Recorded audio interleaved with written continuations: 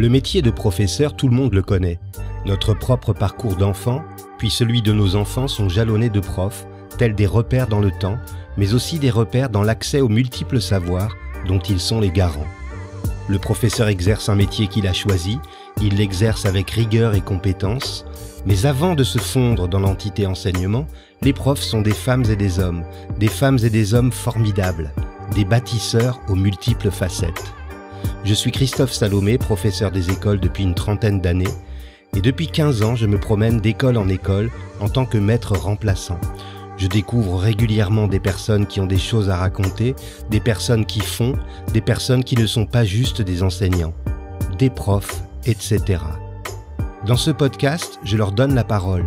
Qu'est-ce qui leur a donné le désir d'enseigner? Quelles sont leurs valeurs, leurs passions, leurs attentes? Qu'ont-ils envie de partager? Prof, etc. Philippe Ouattrelot est né à Savigny-sur-Orge, en banlieue parisienne. Il enseigne les sciences économiques et sociales à Savigny, où il a grandi précisément dans le lycée où il a été lycéen. Mais il est également formateur à l'INSPE de Paris. C'est un passionné de tout ce qui touche de près ou de loin à l'éducation. Il est activiste, il préfère ce mot à celui de militant, au CRAP, cahier pédagogique, dont il a été le président jusqu'en 2015. Philippe anime également un blog, Chronique Éducation, dans lequel il recueille des réflexions personnelles sur l'école, son actualité et son évolution. J'ai également beaucoup de plaisir à le retrouver quotidiennement sur Twitter. Il a choisi ce réseau social pour y faire une veille sur l'actu de l'éducation et parfois échanger avec ses followers. Philippe Ouattrelot dit volontiers qu'avoir un côté etc. est une question de survie, car pour durer dans ce métier, il faut impérativement avoir des motifs de satisfaction ailleurs. Mais tout ce qu'il fait à côté de son métier nourrit sa pratique d'enseignant ou de formateur, et réciproquement. Petit, ses parents l'ont emmené avec sa sœur visiter les châteaux de la Loire. Il avait adoré ce voyage, et de retour chez lui, il avait déclaré vouloir devenir guide de château. Pourquoi, lui avait-on alors demandé? Parce que le monsieur tape dans les mains, tout le monde se rapproche de lui et l'écoute. Il est devenu prof. Philippe Ouattrelot, bonjour. Bonjour. Je viens de terminer l'excellent polar d'Olivier Norek, Surface, et comme je sais que vous adorez lire, quels conseils de lecture pouvez-vous me donner? Des conseils de lecture. Là, je suis en train d'entamer un livre qui a été écrit par un de mes collègues. Sinon, effectivement, dans les polars, là, je vois que Xiu Xiaolong, un écrivain chinois, auteur de polars, vient de sortir une enquête du Justi et je vais me précipiter là-dessus. Voilà. Et puis j'aime beaucoup aussi la science-fiction. J'ai relu récemment Dune. Le chef-d'œuvre de Frank Herbert, parce que je sais que ça va sortir au cinéma et je voulais me le remettre en mémoire. Voilà, plein de choses diverses et variées. Ouais, c'est bien. À part Dune, je n'en ai lu aucun, donc voilà, j'ai de quoi me mettre sous les lunettes. Prof, etc. Quel regard portez-vous sur votre enfance? C'était une enfance. Somme toute assez heureuse, voilà, celle d'un enfant de la classe ouvrière. Mes parents mon père était ouvrier, tôlier chaudronnier. Il a d'abord travaillé à la chaîne et puis ensuite il a intégré Air France et là il travaillait en décalé, donc avec des horaires un petit peu difficiles. Ma mère, elle, était dactylo, comme on disait à l'époque, secrétaire, et elle a fini sa carrière à Rungis. Donc, vous dites la banlieue parisienne, je suis un enfant de la banlieue sud, parce que Orly, Rungis, voilà, et tout ça, c'est le bassin d'emploi de Savigny-sur-Orge. Et puis, moi, j'étais un élève qui, effectivement, a fait toute sa scolarité à Savigny-sur-Orge, l'école Aristide Briand, le collège Paul Bert, le lycée Jean-Baptiste Corot, où j'allais jusque-là avec mon Peugeot 103 en dévalant la montagne pavée, la rue de la montagne pavée, voilà, et où j'allais traîner avec mes copains ensuite à la cafétéria de l'Hyperino à Viry-Châtillon, en face de ce qui était en train de devenir la Grande Borne, voilà. Donc, C'est une enfance que je raconte quelquefois, au risque de passer pour un vieux schnock, à mes élèves de ce lycée où j'enseigne aujourd'hui et qui est celui où j'étais, quoi. Donc en leur disant que je viens du même endroit. Voilà. Justement, quel est votre meilleur souvenir en tant qu'élève? Ah, mon meilleur souvenir en tant qu'élève, il y en a plusieurs, mais il y en a un en particulier qui m'a profondément marqué et qui est en fait un rebondissement. Je vais vous expliquer. C'était en classe de seconde. Je commence donc là, c'était en 1973, au siècle dernier, et en fait mes profs de français, Madame Romieux et ma prof de sciences économiques et sociales, Madame Fréjean, se retrouvent toutes les deux devant nous. Voilà, on était dans du travail interdisciplinaire et elles nous disent voilà, on va faire un travail sur la condition ouvrière, un travail à la fois en français, on va lire Germinal, et en SES où on va travailler sur les conditions des ouvriers.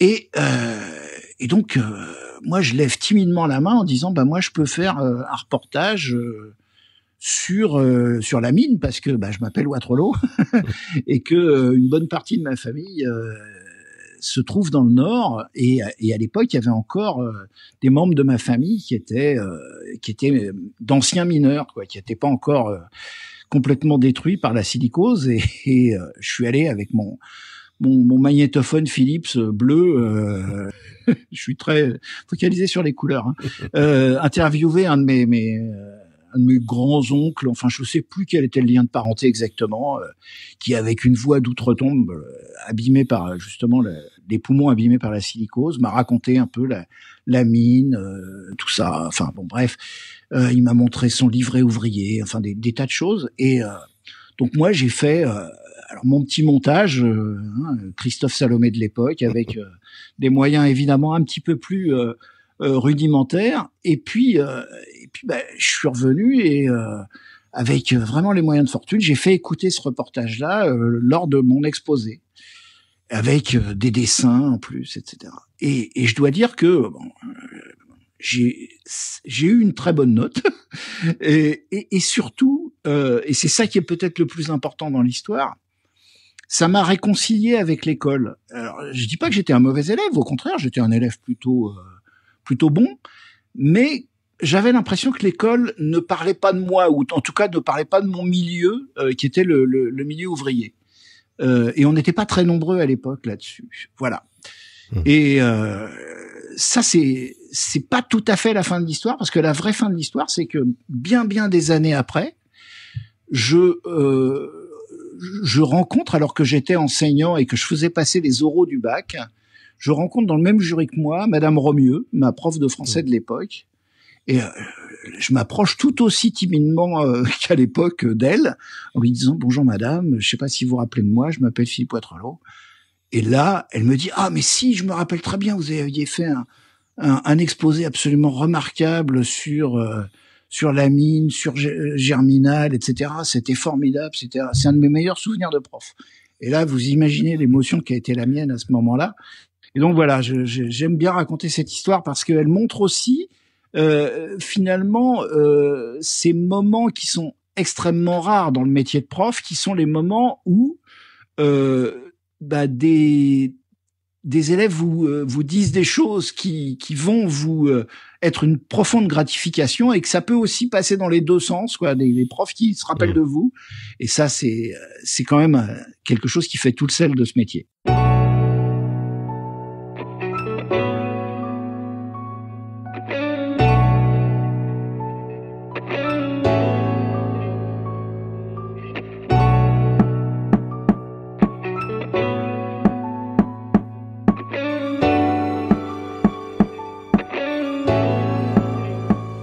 Vous êtes prof de sciences économiques et sociales à Savigny-sur-Orge et vous vivez juste à côté, à Juvisy. En quoi ce choix de vivre là où on travaille est important à vos yeux ? Je le disais un petit peu tout à l'heure, je crois que je suis de là où sont mes élèves. Alors évidemment, la population a peut-être un peu changé, les origines ethniques, sociales ont peut-être un petit peu évolué, mais j'ai l'impression, en étant à cet endroit, d'habiter d'abord là où je dois être. Ça c'est important.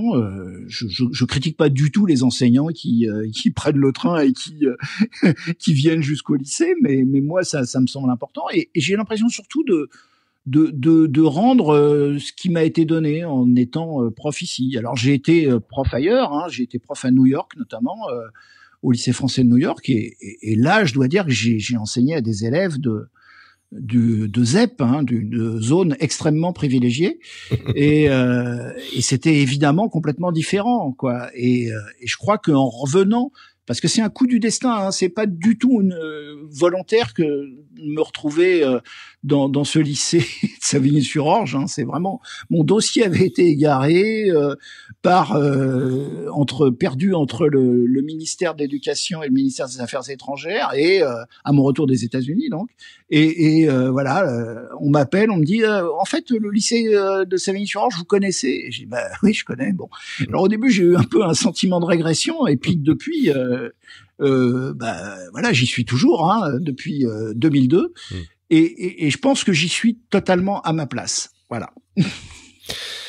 De quelle manière être prof à la fois en lycée et en même temps formateur à l'INSPE influence-t-il vos rapports et les relations que vous entretenez avec les lycéens et les étudiants? Alors, bon, pour moi d'abord, parlons d'abord des étudiants. Pour moi d'abord, être formateur, je peux concevoir que d'autres n'aient pas la même opinion. Mais en tout cas, pour moi, être formateur, c'est forcément s'appuyer sur un vécu, sur une pratique. Et c'est pour ça que je ne concevais pas d'être formateur autrement que en temps partagé, comme on dit dans le jargon. C'est une sorte de crédibilité, de légitimité qui est la mienne. Voilà, et je ne pourrais pas l'envisager autrement. Et puis, je pense que même si formateur et prof sont deux métiers différents, c'est des métiers qui se nourrissent l'un de l'autre. Bien sûr, parce que j'ai besoin d'être prof pour être formateur, mais aussi parce que ma réflexion de formateur m'aide peut-être à être meilleur, je ne sais pas, mais en tout cas à mieux penser mon métier de prof. Ça, c'est super important. Voilà. Et il y a un moment que j'aime beaucoup dans le fait d'être formateur, c'est quand je vais visiter des stagiaires en classe et que je me mets au fond de la classe, et là d'un seul coup la cape d'invisibilité d'Harry Potter, là au bout de 2 minutes j'ai disparu aux yeux des élèves qui sont à côté de moi. Ça alors c'est une grande leçon de modestie, mais voilà, on a complètement disparu. Et ce qui est intéressant, c'est de voir tout ce qui se passe comme interaction au fond de la classe, et la réflexion qui me vient à chaque fois, c'est de me dire mais punaise, il doit se passer exactement la même chose dans ma classe, quoi. Et ça rend à la fois très modeste, et puis ça permet aussi, je me répète, mais de mieux penser son métier, quoi. Donc c'est des compétences différentes, mais qui sont complémentaires. Et ça m'aide aussi à mieux comprendre et à mieux voir les élèves. Voilà. Prof, etc. Quelles sont les qualités qui, selon vous, sont indispensables pour être prof aujourd'hui? Prof, c'est un métier impossible. C'était Freud qui disait qu'il y avait 3 métiers impossibles: la politique, le soin et l'éducation, parce que c'est des métiers où on n'est jamais sûr de l'effectivité de son travail, quoi. Moi, je dis toujours que même si j'en ai la coiffure, je ne suis pas le professeur Xavier des X-Men, et que donc je n'ai pas de qualité de télépathie, je ne lis pas dans l'esprit de mes élèves, et donc je ne sais pas si ce que je propose a un quelconque effet sur eux. Donc je sais pas, c'est quand même une boîte noire, ce qui se passe dans les mécanismes d'apprentissage. Et donc être prof, c'est être capable de cette possibilité d'empathie. Pour moi, c'est vraiment une qualité essentielle, quoi. Être capable de se poser des questions sur comment l'élève apprend ou comment l'élève n'apprend pas. Et je fonctionne beaucoup par citation. Il y en a une autre que j'aime beaucoup, qui est celle de Gaston Bachelard, qui disait « Rien de pire que celui qui ne peut pas comprendre qu'on ne peut pas comprendre ». Et pour moi, ça, c'est vraiment une qualité de l'enseignant que de se demander sans cesse qu'est-ce qui peut bloquer les apprentissages et d'essayer à chaque fois de se mettre dans la situation du mauvais élève, quoi, d'une certaine manière. Je crois que un bon prof, c'est quelqu'un qui se rappelle aussi les situations où il a été en échec. Ça, c'est super important pour moi. C'est même essentiel.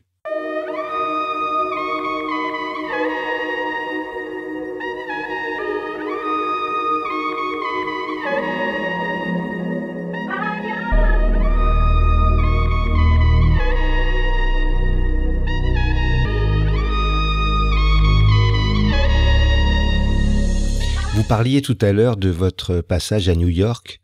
Qu'est-ce que vous a apporté cette expérience américaine ?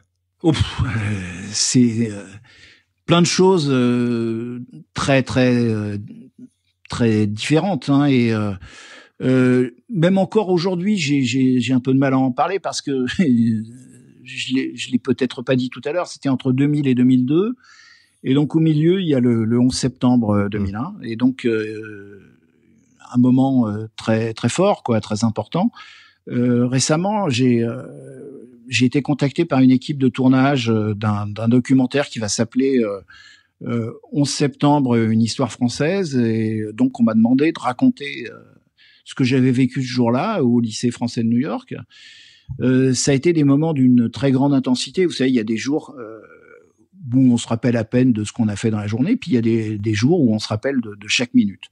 Donc ça a vraiment marqué. Et puis, New York a été aussi une expérience de confrontation à un public qui est pas du tout celui du lycée Corot de Savigny-sur-Orge, hein, c'est-à-dire un public, comme je le disais tout à l'heure, extrêmement privilégié. Donc c'est assez particulier, mais qui a aussi qui est aussi très attachant, qui a aussi des défauts, qui a aussi des difficultés, qui méritent qu'on s'intéresse à lui aussi. Et puis bon, il y a eu d'autres aspects. J'ai un peu de mal à le raconter, mais bon, j'étais à l'époque, on m'avait poussé à l'être président de ce qui était une sorte de simili-syndicat, c'est-à-dire l'association des enseignants du lycée français de New York. Et ça s'est mal passé avec la direction qui me voyait comme un dangereux gauchiste. Bon, je rassure tout le monde, je suis redevenu aux yeux de tous un social mood et que je suis rentré en France, mais vérité d'un côté de l'Atlantique, erreur au-delà. Et donc ça a été un moment assez difficile, mais qui m'a beaucoup appris aussi sur les dynamiques de groupe, les relations interpersonnelles avec les individus. Et puis enfin, quand même, ça m'a permis de faire un pas de côté et de prendre un petit peu de recul par rapport au système français. Vous savez, le problème, c'est que en France, on a tendance à voir le système français, la France, comme une sorte de modèle.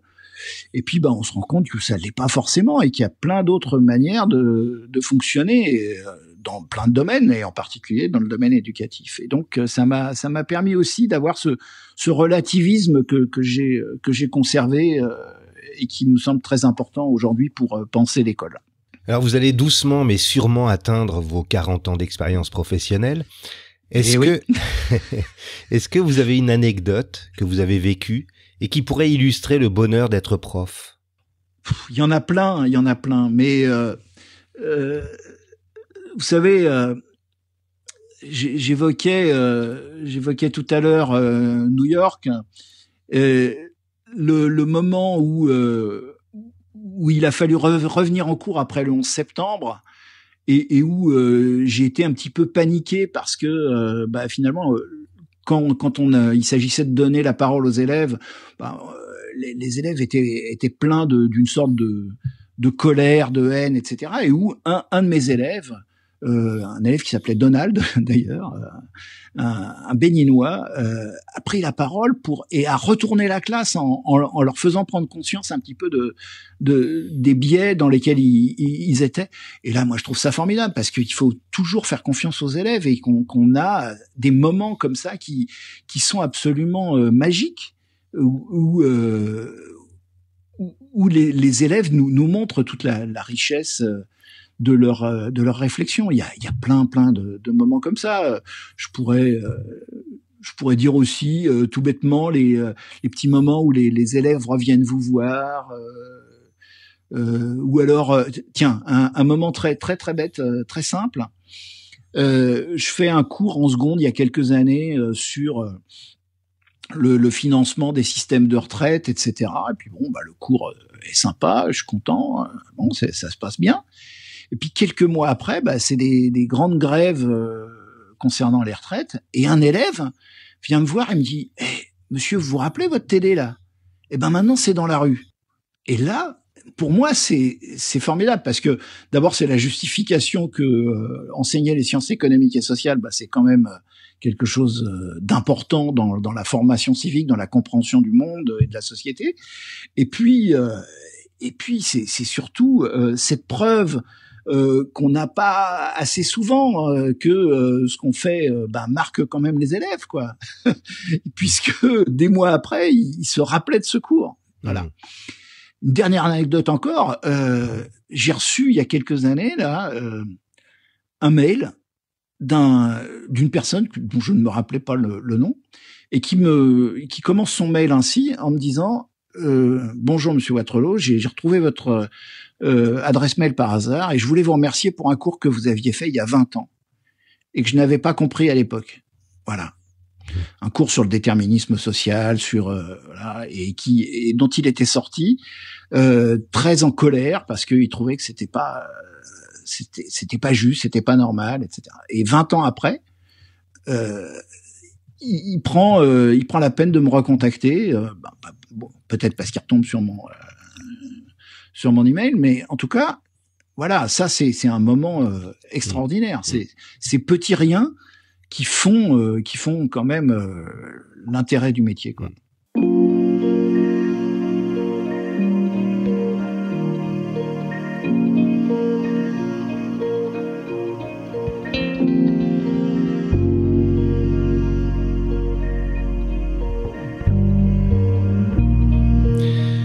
Je n'en ai pas parlé tout à l'heure dans votre portrait, mais vous avez été président du Conseil national de l'innovation pour la réussite scolaire. Alors éducative. Soyons fous en matière d'innovation. Je vous donne une baguette magique. Quelles seraient les quelques mesures que vous prendriez pour précisément améliorer la réussite scolaire?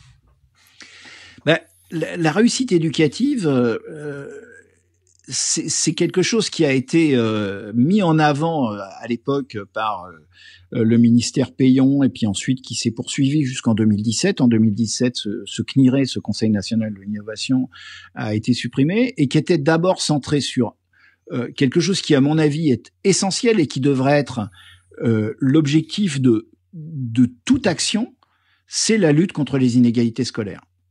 Voilà. Et donc, la principale mesure, moi, ça serait d'évaluer les établissements à l'aune de ce critère de réduction des inégalités. Ça serait la première mesure. Ensuite, autre mesure, ça serait effectivement de favoriser l'innovation au service de la lutte contre les inégalités. Il ne s'agit pas d'innover pour le plaisir d'innover comme ça, sans qu'on ait cette finalité en tête, mais de ménager un temps dans les établissements, un temps et un espace, par exemple 2 heures par semaine, un espace où on puisse justement collaborer, parce que l'innovation, elle doit être avant tout collective. Et donc arriver à une véritable mutualisation. Alors on pourrait inventer plusieurs dispositifs. Le Conseil national de l'innovation faisait des propositions en ce sens qui permettent de mutualiser les innovations, toujours, je me répète, au service de la lutte contre les inégalités. Voilà, je pourrais continuer longtemps parce que alors là-dessus, je suis intarissable, mais je m'arrête là pour l'instant. Et puis j'invite tout le monde à relire ce rapport, ce 3e rapport du CNIRE qui doit moisir dans un tiroir du ministère ou caler je ne sais quel pied d'armoire rue de Grenelle. Alors de la même manière, j'aimerais avoir votre éclairage sur les décisions que vous jugez nécessaires dans un monde idéal pour rendre le métier de prof à nouveau attractif. Alors bien sûr, il y a la rémunération, les conditions de travail, etc. Mais voyez-vous d'autres pistes? Il y a une formule qu'on utilise traditionnellement, qui est de dire quand on veut, on peut. Eh ben, moi, j'ai envie d'inverser la formule. Quand on peut, on veut. Alors, ce que je suis en train de décrire là, c'est quoi? C'est ce qu'on appelle en anglais l'empowerment. Alors, j'ai vu que les Canadiens, les Québécois parlaient de capacitation ou d'empouvoirment. Enfin, plus simplement, c'est quoi? C'est donner la possibilité aux enseignants de vraiment agir en tant que collectif. Voilà. Moi, c'est ça qui me semble le plus important. Ce qui m'intéresse, c'est pas l'autonomie de chefs d'établissement managers, même si je pense qu'il faut assumer un leadership, évidemment, mais c'est d'abord donner du pouvoir d'agir aux enseignants. Et je crois qu'ils ont une grande capacité de changement, contrairement à ce qui est un petit peu la tarte à la crème qu'on ressort souvent, qui est de dire ah là là, ils sont toujours en train de râler, ces enseignants, ils sont toujours en train de se plaindre, ils sont rétifs au changement, etc. Je pense que ce qui est particulièrement mal vécu en ce moment, c'est justement cette cascade d'injonctions verticales, ce manque de confiance. Alors que le slogan qui a été formulé depuis 2017, c'est celui d'école de la confiance, elle est bien mal nommée, puisque on a vraiment cette impression d'une école qui est dirigée par des sachants et qui oublie la grande richesse d'expertise que sont les enseignants eux-mêmes. Et donc voilà, faire confiance aux enseignants, pour moi, c'est une mesure indispensable. Évidemment, il faut aussi les revaloriser, mais le prestige, l'attractivité du métier, c'est pas seulement une histoire de sous, c'est aussi se sentir bien dans le travail, quoi, ne pas se sentir infantilisé. C'est pas parce que l'école s'adresse à des enfants qu'il faut aussi infantiliser ceux qui en sont les acteurs. Prof, etc. Quand est-ce que vous avez ri aux larmes pour la dernière fois et pour quelle raison? Oh là, je sais pas, j'aime bien, je sais pas, les films, j'ai pas de souvenir précis là comme ça. C'est une question un peu, c'est pas qui me déstabilise, mais j'ai pas de souvenir précis. Je suis très bon public, moi. Voilà, j'écoute des émissions, par exemple l'émission par Jupiter sur France Inter. Des fois, ça me fait rire aux larmes. Voilà, il y a des humoristes qui me font hurler de rire. Voilà, mais j'ai pas de souvenir précis plus que ça. Pouvez-vous me citer un moment préféré de votre journée, qu'il soit professionnel ou plus personnel? Le moment préféré de ma journée, c'est quand j'ai fini ma journée et que j'ai l'impression que j'ai rempli un petit peu mes objectifs, que j'ai fait ce qui me semblait juste. Je suis content après à la fin d'une heure de cours parce que ce que j'avais prévu c'est bien déroulé, c'est bien calé. Voilà, c'est des moments comme ça qui sont pour moi les moments préférés de ma journée. Et en ce moment, je dois dire que j'en suis un peu privé parce que comme vous le disiez, je suis à la fois prof en lycée et là en ce moment donc en enseignement hybride, et à l'INSPE et là complètement en distanciel. Et je dois dire que dans ma semaine, les moments où je sors de chez moi, on peut le dire comme ça, pour aller faire cours à mes élèves qui sont en plus en demi-groupe au lycée, c'est vraiment du plaisir, quoi. Et c'est là que je me rends compte que ce qui me fait quand même kiffer, pour dire ça avec ce vocabulaire-là, c'est quand même d'enseigner, quoi.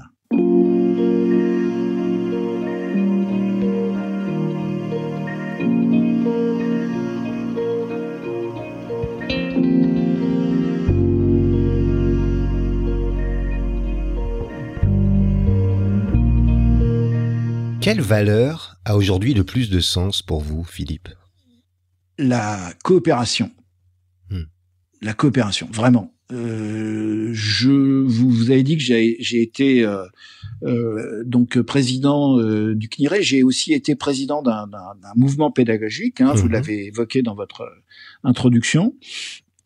Et moi, ce qui me semble important, c'est ça. C'est vraiment la force du collectif. C'est la capacité à mener à bien des projets dans un collectif. Et c'est aussi ce qui doit se passer avec des élèves. Ce que j'essaye de mettre en place avec mes élèves dans la classe et avec mes étudiants aussi, c'est des pratiques qui soient des pratiques coopératives. C'est pour moi vraiment indispensable, plutôt que d'être dans la compétition, l'émulation. Ce qui me semble important, c'est vraiment cette dimension de coopération. Voilà. Ça, c'est vraiment essentiel. Quel mot, selon vous, compléterait le mieux le mot enseigner? Vous avez déjà partiellement répondu à cette question en parlant de la coopération, mais vous avez peut-être d'autres propositions? Enseigner, ça suppose forcément penser son métier. Et j'ai envie de le dire avec les deux orthographes. Penser P-E-N-S-E-R et penser aussi P-A-N-S-E-R. Parce que je crois que ce métier a été bien abîmé et donc être un enseignant, c'est forcément être aussi quelqu'un qui est conscient de sa fonction sociale et qui aussi ne subit pas les choses. Avoir prise sur les choses plutôt que de les subir. Ça, c'est, à mon avis, indispensable.